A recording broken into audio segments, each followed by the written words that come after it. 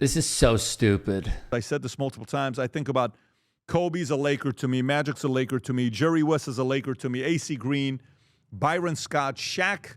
All these guys are Lakers. LeBron's not a Laker to me. He played for the Lakers and got paid pretty good money, and he had some good highlights. But big celebration, the fact that this guy's gone. And it has to stop, not just for him. I said it, and I'll say it now. He wore a Laker uniform, but he wasn't a Laker. I always felt that way. I think with LeBron, it's about LeBron. And even in this, as the era comes to an end, and everybody was counting down and waiting. First, the Lakers thanked LeBron for what he had done after LeBron decided, and it was announced that he would not return. So LeBron got to make that announcement. So you go, well, maybe that's just the way it played out. Or maybe it played out like this. And it's highly unusual for the Lakers.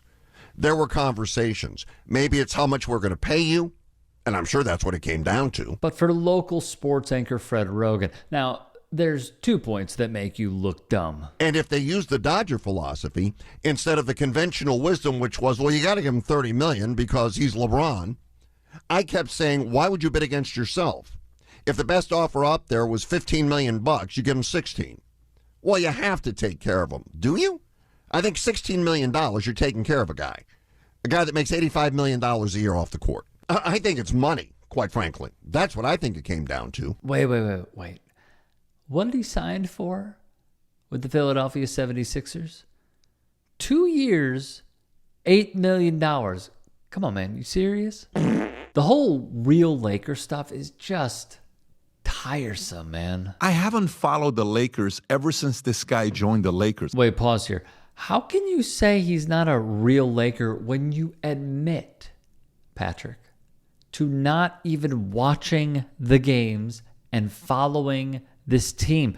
And with Patrick Bet-David, a minority owner of the New York Yankees, a man firmly in the Trump orbit and so-called manosphere, there is just a litany of connections and also evidence that he's saying all of this out of spite. Do I have a reputation for defending LeBron James? Not really. No. Okay, I do not. But LeBron is a passive-aggressive guy. I would love to see a video clip of him giving a shout-out and thanking cops Or military. firefighters or military personnel. LeBron James will go down as the greatest flopper of all time. This is a guy that is such the most drama queen, a superstar in the history of any sports we've ever had. He's the biggest crybaby of all superstars of all time. As you can see, he deeply hates LeBron. It's not actually about the Lakers.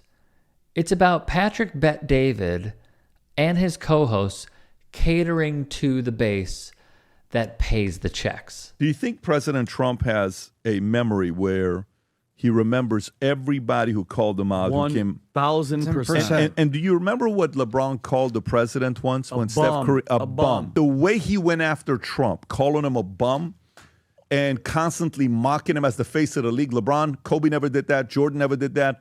Shaq never. These guys never did that. You did that. Wait, are we from that PBD mentioned when LeBron called Donald Trump a bum because he disinvited the Golden State Warriors in 2017 after they already said they weren't going? I don't want to go. That's really good. Trump then beat him to it, disinviting him, tweeting, "Going to the White House is considered a great honor for a championship team. Steph Curry is hesitating. Therefore, invitation is withdrawn." Let's go back to that tweet, all right? It is dated September 23rd, 2017 at 10 a.m. Kobe Bryant, the man Patrick Bet-David cannot say a single bad thing about, would tweet the same exact day as LeBron just 2 hours later. A POTUS whose name alone creates division and anger, whose words inspire dissension and hatred, can't possibly make America great again. A guy PBD and co. despise and attacked over and over again, Colin Kaepernick. You know who supported him? When you look across the landscape of the black athletes today, whose leadership impresses you the most? Well, I think what Colin Kaepernick stood for is the epitome of doing what he believes is right. Now, things have been taken out of context and misconstrued, and they try to bend it this way, that way. and missing the point of what it is, the message that she was getting across. And I think having the bravery to be able to do that is something that we should all stand for. You decided to donate to his campaign, his fundraising campaign. What made you do that? Well, exactly that. I mean, it's very hard as a black athlete to just simply sit here and say, you know what, we're comfortable, we made it, we have it made. It's okay. We don't need to jump into this thing. It's too much controversy. We don't need it. Is that the right thing to do? No, it's not. So why do it?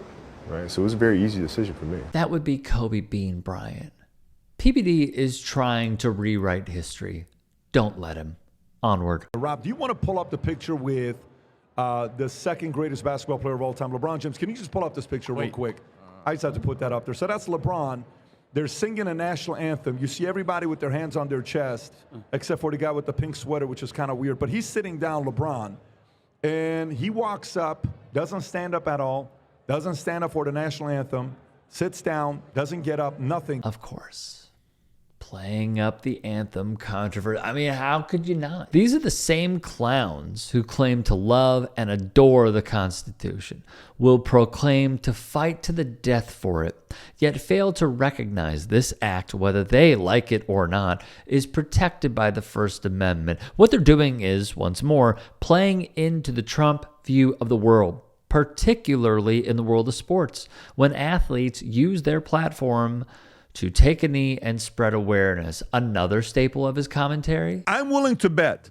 You know when NBA viewership's going to go up? The day LeBron retires. But, the amount of eyeballs the NBA lost the last 12 years, 48%, goes to the face of the league, and the face of the league is LeBron James. People don't want to tune in to watch somebody that's separating the country, period. Again, this is just copy pasting. They have to respect their country. And if they don't, frankly, if the NFL didn't open, I'd be very happy. If they don't stand for the flag and stand strongly, I would be very happy if they didn't open. I think it's been horrible for basketball. Look at the basketball ratings. They're down to very low numbers. And there was a nastiness about the NBA, the way it was done, too. Oh, yeah, and then Trump would praise the NHL. And frankly, ice hockey, which is doing very well, they didn't do that.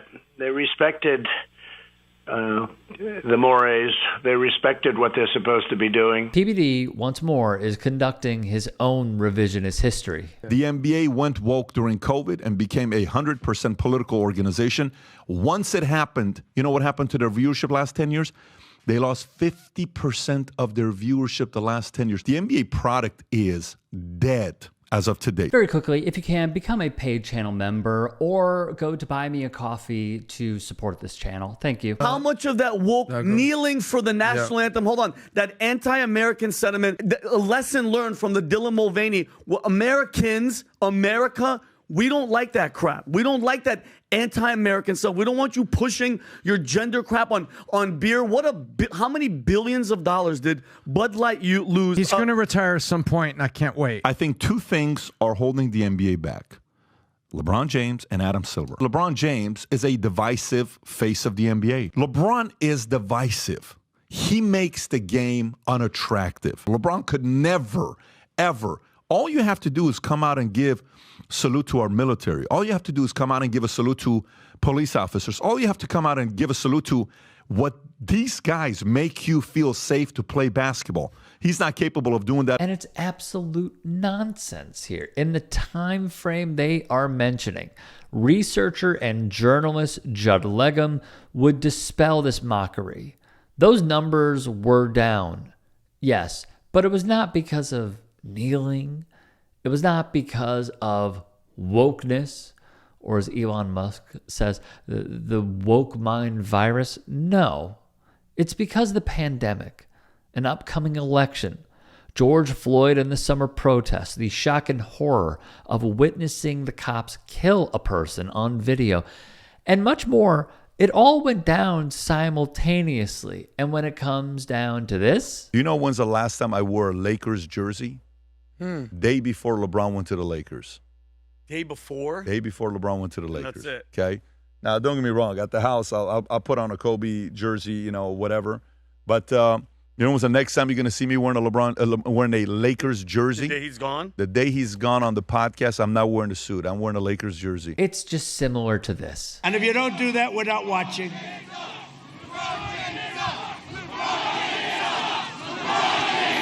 What a crowd. What a crowd. Packaged up, distributed to the MAGA masses, because those are the only people that support Patrick Bet-David and valuetainment, and they just bottle it up and spit it out in a different language, using different words. Yet everybody who goes to a Trump rally, watches a Trump rally, is a Trump supporter, knows exactly what they are saying. LeBron James' wife and 2 associates named in federal PED investigation story that just recently came out, and it's got a lot of people saying, is LeBron doing GH, his young growth hormone? Is this the Lance Armstrong story that's about to come out, and they're going to strip him of all these different accolades that he has? And this is a behemoth of a league franchise. He's a face. This would be a black eye for the NBA, for his legacy, for being the greatest, for being all that. I have a complete different argument for this. So for me, yeah, do I think LeBron's on things? Yes. A few notes on the Lakers LeBron era. Jason Jones of The Athletic had a really, really good write-up, and essentially he makes the case of how the Lakers were in the dumps. And you know what? If you look up via Basketball Reference, they absolutely were. They made the playoffs in the 2012-2013 season, right? Take a look. Kobe retired in 2016, but take a look at these records. This is what Lakers fans were thinking, oh, there's some potential here with Lonzo Ball and Brandon Ingram, Julius Randle, Josh Hart. They really thought they had something here. When LeBron came in 2018 and turned everything around, his stint was successful. It really, really was. Or else they would just have those same teams. His number will be retired in the rafters. He will get a statue as well. And what I see, truly, is a few different things. The first is the political angle of this. Watching these clips over and over and over again, it was rinse, wash, repeat. Wokeness, kneeling, national anthem, hates Trump, and also some of his co-hosts, aside from the ratings thing, which is not true, comparing it to the National Football League, which is just insane on the surface. Matt Barnes even checked him along with many other athletes. But on top of this, Victor Oshana, or Vinny Oshana, I believe his name is, a failed comedian who was really given a lifeline by Patrick Bet-David, said the same thing over and over and over again. He repeated the same lines about, I believe her name, the deceased, was Michaela Bryant in Ohio. He brought up that tweet that LeBron had a million times. It is the same shtick over and over again. They could try to downplay the effect this man had and how great he was in the sport of basketball. But this real Lakers stuff, it's just nonsense. And what it is just showing once more, you don't actually like the team. You don't. What you are doing is the very thing that the right wing hates, inserting politics into sports. I thought you guys wanted to keep that separate. But for these guys, nah.